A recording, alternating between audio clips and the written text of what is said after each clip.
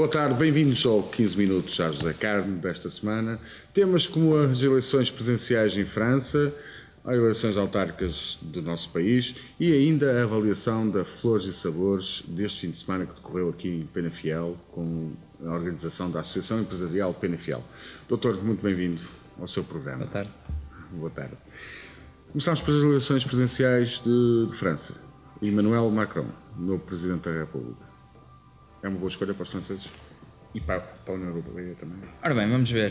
Para a União Europeia, claramente, até porque era possível, não é? Sobre as eleições em si e sobre a partição que isso resulta, eu confesso-lhe que causa-me alguma surpresa ver algumas das reações até de partidos socialistas e de partidos de esquerda a estas eleições, na medida em que claramente há um derrotado e esse derrotado não é a senhora Le Pen, é efetivamente os partidos socialistas e de esquerda, até porque Emmanuel Macron é um banqueiro de investimento, é um homem do centro-direita e depois a alternativa era a extrema-direita e, portanto, desse ponto de vista, efetivamente, a França está neste momento, se calhar, numa situação muito peculiar em que existem várias forças políticas com cerca de 20% dos votos, aliás, como vimos na primeira volta francesa, que depois este resultado decorre de uma união de várias dessas frentes para derrotar, ou com o objetivo específico de derrotar a senhora Le Pen, mas efetivamente o que não deixa de ser um facto é que a Frente Nacional é a segunda maior força da oposição e nos restantes partidos existe de facto uma partição muito significativa, o que pode complicar de facto e muito a vida ao presidente francês e já nas próximas eleições, que se não estou em erro são as eleições legislativas já daqui a um mês. E portanto, desse ponto de vista, quando temos estar a falar em derrotas eleitorais, quando a Frente Nacional conseguiu sensivelmente um voto em cada três das pessoas que votaram, ou seja, mais de 30% dos votos, mais de 10 milhões de eleitores, eu acho que merece ser analisado com cuidado este resultado, até porque face à eleição anterior do pai conseguiu duplicar a votação e, portanto, isto não são resultados. Imagino o que é se aqui, a festa que seria aqui, se um partido como o Bloco de Esquerda, por exemplo, conseguisse mais de 30% dos votos. Portanto, é disto que estamos a falar, são partidos de extrema, neste caso de extrema-direita, que conseguiram mais de 30% dos votos. Portanto, considerar isto uma derrota eleitoral parece-me, talvez, tenho algumas dúvidas que seja assim de facto. Mas acaba por ser um alívio. É um alívio, e isso é outra, mas aí é outra questão, e é por isso que me surpreende, de facto, depois, a determinada altura, a forma como alguma comunicação social e até alguns políticos encaram este resultado eleitoral, porque os problemas não acabaram só porque, no fundo, a senhora Le Pen não foi eleita. Há aqui mais problemas e problemas mais profundos, e a França, neste momento, está particularmente partida. A abstenção ainda foi significativa, mais de 12 milhões de eleitores decidiram não votar, mais de 4 milhões de eleitores tiveram votos nulos ou brancos e, portanto, o espectro político que existe em França está bastante repartido e, portanto, a análise destes resultados tem que ser feita com muito cuidado e as decisões que Emmanuel Macron vai tomar e a forma como vai encarar as próximas eleições legislativas serão fundamentais para conseguir depois o suporte que efetivamente necessita para conseguir pôr as suas políticas em prática, porque é preciso não esquecer que foi um ministro da Economia que em 2016 saiu precisamente porque não conseguia implementar algumas das ideias que tinha para a economia francesa e, portanto, desse ponto de vista, não colherá grande apoio, por exemplo, da ala esquerda, quer os socialistas que ficaram com um pouco mais de 6%, mas mesmo de outros eleitores tendencialmente centro-esquerda, não é particularmente o favorito para implementar determinadas medidas que não são condicentes com aquilo que são as suas crenças políticas e, portanto, neste momento foi o possível porque era o necessário para derrotar a candidata da Frente Nacional, agora é preciso que isso tem outras implicações que esta vitória não conseguiram resolver por completo. Muito bem, passando tudo para as eleições autárquicas cá no país, começamos pela aquela reação e aquela atitude que o Presidente da Câmara Municipal do Porto, Rui Moreira, teve perante o PS. Está de acordo? Repara, isto não é uma questão de estar contra ou a favor, isto só quem não conhecer Rui Moreira e a forma como ele de facto tem, no fundo, dirigido o seu movimento é que compreende ou não compreende esta atitude. Efetivamente, também ao mesmo tempo, só quem não compreende os partidos políticos, e nomeadamente, repare, para o PS, a situação em que, no fundo, se sujeitava a uma potencial coligação com o Rui Moreira. Mas o PS apresentando o candidato Pizarro também como cabeça de lista, não é também um risco? Porque... Não, isso já lá vamos, mas a questão aqui é, a partir do momento em que o PS estava a abdicar de ter um candidato na segunda maior cidade do país, não é? Ou na segunda Câmara mais importante do país, naturalmente tinha que ter alguma justificação para dar, no fundo, aos seus militantes. E essa justificação passava precisamente por garantir a tal forte representatividade nas listas do movimento dirigido por Rui Moreira. Ora, só quem não conhecer a Rui Moreira, e aliás a forma de resto como ele tem dirigido o movimento no passado e também o está a fazer neste momento, mesmo em relação, por exemplo, ao CDS, só quem não o conhecer é que sabe que efetivamente isto era uma atitude que iria mexer com ele. Não sei se era expectável esta reação, se terá sido exagerado ou não, só mais à frente o vamos conseguir perceber, mas só quem não conhecer de facto a forma como tem liderado a Câmara do Porto e até a forma como foi buscar outros vereadores até ao PSD, por exemplo, conseguiria não perceber depois ou não entender a reação que teve, porque efetivamente a determinada altura o PS quase que se tentou apropriar deste movimento e portanto também percebo do ponto de vista da Secretária-Geral Adjunta do PS que efetivamente tem que justificar porque é que não vai ter um candidato, só que se calhar não escolheu a forma mais feliz de o fazer. Agora, em termos de consequências, qual é a consequência disto? Se efetivamente Rui Moreira conseguir garantir uma maioria absoluta, portanto aí será uma vitória estrondosa, digamos assim, e no fundo resolveu um problema. Agora também há outra face, que é, imagine que Rui Moreira não consegue ter essa maioria absoluta.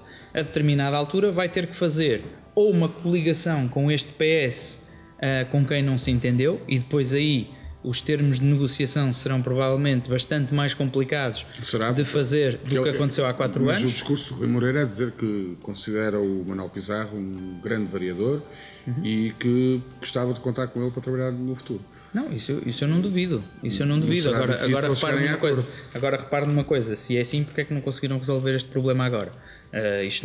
As coisas depois não funcionam dessa forma. A determinada altura, esta questão da grande representatividade nas listas que o PS exige, naturalmente numa segunda fase irá exigi-la novamente, digo eu. Ou então terá que se virar para o PSD, o que também será de si só um processo complicado, até pela forma como o próprio movimento surgiu, com várias pessoas que eram no fundo do PSD no passado e que depois, quando houve o candidato Luís Filipe Menezes, critica a gestão do Rui Moreira, não é? Pronto, e portanto, mas eu reparo, o candidato, todos os candidatos no fundo a determinada altura têm que contrapor argumentos para, no fundo, valorizarem aquele que é o seu programa e os seus objetivos. Portanto, o facto do candidato do PSD criticar aquelas que foram as opções do Rui Moreira não me parece uma coisa propriamente surpreendente. Aliás, mais engraçado vai ser acompanhar agora o discurso de Pizarro, o tal vereador que foi sempre cumpridor e leal, no fundo, como é que ele vai gerir agora essa campanha nesta circunstância. Qual vai ser o discurso de Pizarro?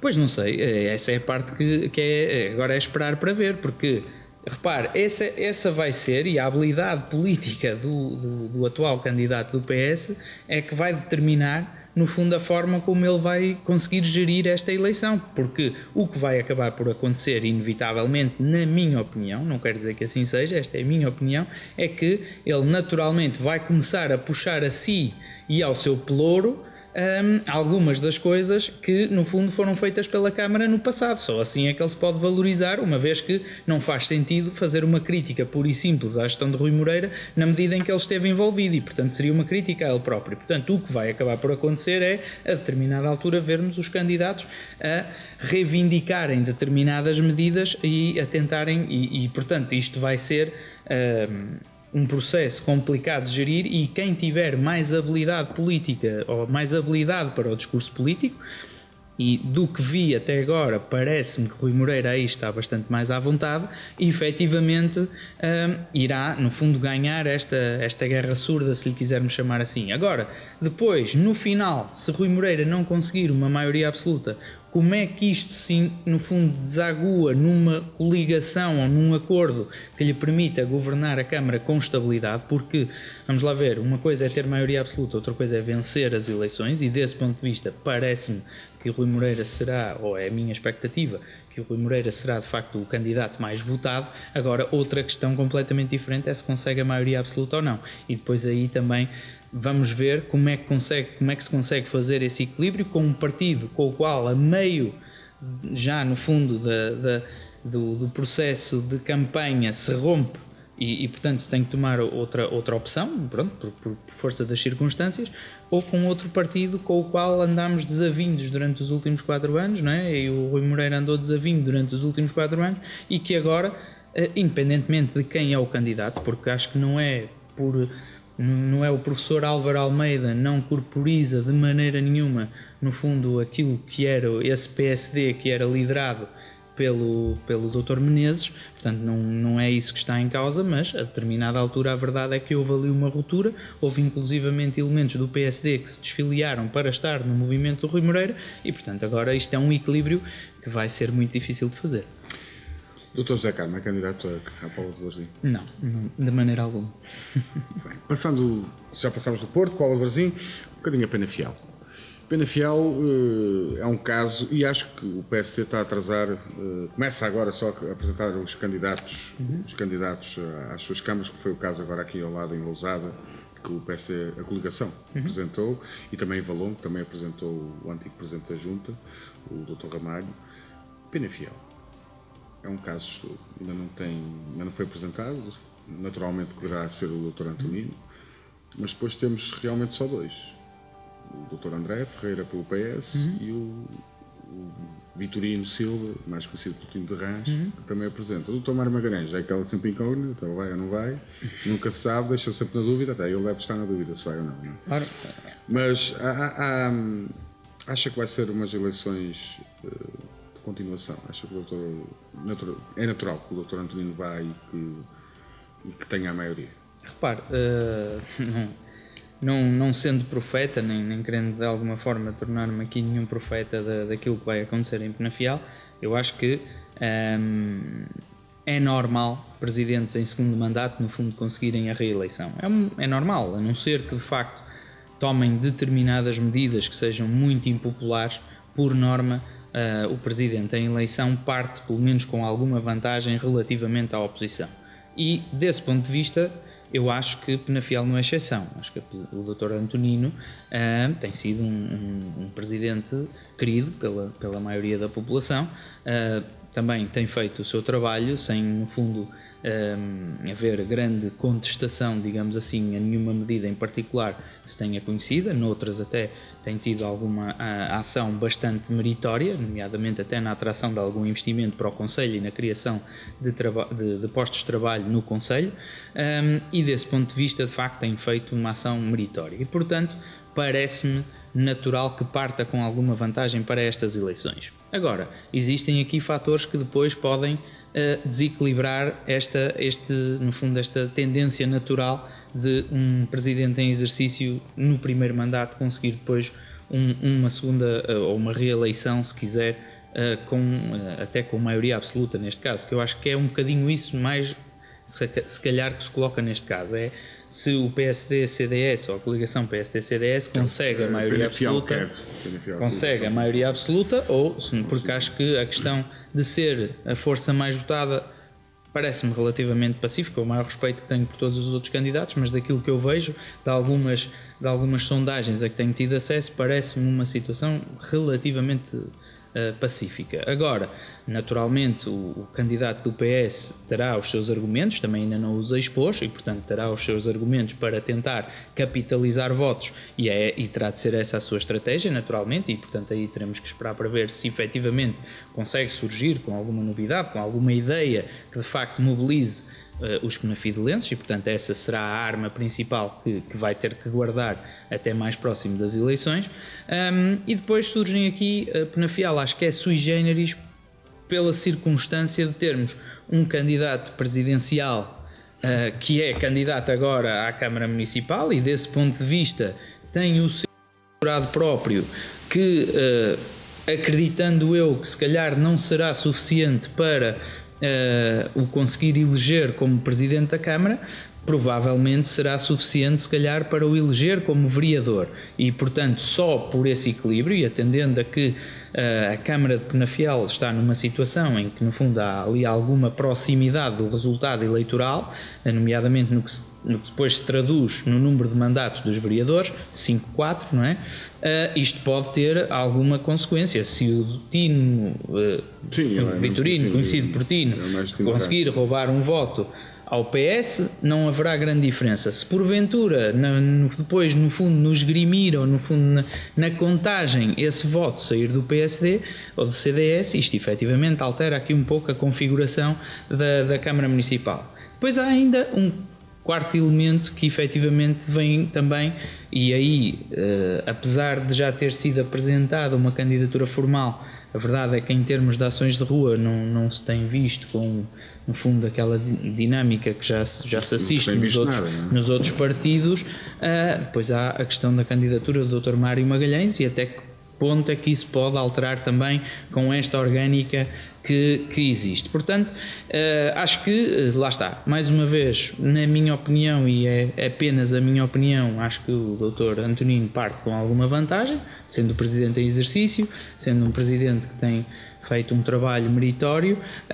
Agora depois resta saber quais são as novidades ou quais são as propostas do PS que efetivamente possam alterar esta dinâmica, esta força dos votos, e por último as duas incógnitas, que é a questão do Tino de Rãs e do Dr. Mário Magalhães, até que ponto é que podem desequilibrar os pratos da balança. Naturalmente, e não querendo de alguma forma desrespeitar esses candidatos, temos o candidato do PCP e o candidato do Bloco de Esquerda, que também naturalmente farão as suas campanhas e terão os seus méritos e as suas ideias, mas por norma Penafiel não é uma cidade em que esses partidos tenham uma expressão eleitoral muito significativa, terão a sua expressão eleitoral também, provavelmente até representada na Assembleia Municipal, mas não é o suficiente para eleger um lugar de variação. Muito bem, vamos esperar para ver, só o tempo dirá, e mais para a frente falaremos das autárquicas de Penafiel. Flores e Sabores, um autêntico sucesso. É verdade. Chegamos aí a 80 mil pessoas que passaram por esta cidade neste fim de semana. No nosso próprio programa em direto tivemos 50 mil pessoas de alcance. Foi um sucesso. Não, sem dúvida. Acho que do ponto de vista daquilo que eram os objetivos da Associação Empresarial, foram plenamente realizados. Do ponto de vista daquilo também que é, e eu em particular só estou cá há um ano e pouco, portanto assisti à última edição do Flores e Sabores, e claramente face à edição do ano passado, até pela felicidade que tivemos do bom tempo e da colaboração que São Pedro nos deu aí, efetivamente tivemos de facto muito mais pessoas a aderir, e arrisco-me a dizer, até pelo que tenho falado com as outras pessoas, com as pessoas de Penafiel, com os diretores da associação e até com os funcionários da associação, que este foi de facto o ano em que tivemos mais participação, em que quem participou manifestou de forma rasgada no fundo, o seu contentamento, ou seja, foi uma feira ou uma exposição que correu bem também aos hortos e às pessoas dos sabores que estiveram presentes no certame, e desse ponto de vista também obviamente nos alegra que quem participou também tenha conseguido alcançar aqueles objetivos que eram de dar a conhecer os seus produtos e também de realizar algumas vendas que lhes permitam naturalmente suportar até os custos de estarem presentes na própria feira, o que no caso de um horto muitas vezes são significativos, porque há transportes para fazer, é preciso montar as tendas, há de facto uma logística que implica algum custo para estar presente, e também do ponto de vista daquilo que foi o envolvimento das atividades lúdicas que fomos tendo durante os 3 dias com a cidade, acho que correu francamente bem, e acho que as pessoas gostaram e muita gente já nos veio dar os parabéns, porque efetivamente foi uma feira que correu particularmente bem. Desse ponto de vista, vocês que são a comunicação social e que estiveram na rua a fazer entrevistas às pessoas e que foram, no fundo, são, digamos, os primeiros a captar essa receptividade e esse feedback dos penafidelenses, acho que ainda poderão dizer melhor do que eu qual foi a reação que tiveram ao Flores e Sabores deste ano. Foi muito boa, e foi muito boa também para o nosso canal, do qual agradecemos. Foi uma emissão em direto que tivemos durante 2 horas, onde expositores de ambos sabores e de flores estiveram connosco, e muito agradados pela vossa iniciativa, e também a pedir-nos, e nós respondemos aqui neste programa, que vamos tentar cobrir o mais número possível de eventos de Penafiel em direto, principalmente para os imigrantes que nos deixaram algumas mensagens simpáticas, e aí desde já aproveito para agradecer. Já agora queria só deixar uma última nota, e que é sempre, fazemos sempre questão de o fazer. Também eu não referi os artesãos por lapso, mas efetivamente também agradecer a sua presença na feira. Teve no nosso programa. Eu sei que sim, e também, obviamente, nunca me canso de o dizer, que também agradecer aos soldados da paz, aos bombeiros do concelho, que nós aproveitamos sempre para homenagear nesta feira as 3 corporações de bombeiros da cidade, e mais uma vez o fizemos, e acho que também aí correu particularmente bem. Muito bem, foi Flores Sabor, foi um sucesso. Na próxima semana vamos falar do Concept Fashion, Passeio da Moda, aqui em Penafiel. Exatamente. Por hoje está tudo. Falamos destes temas mais atuais.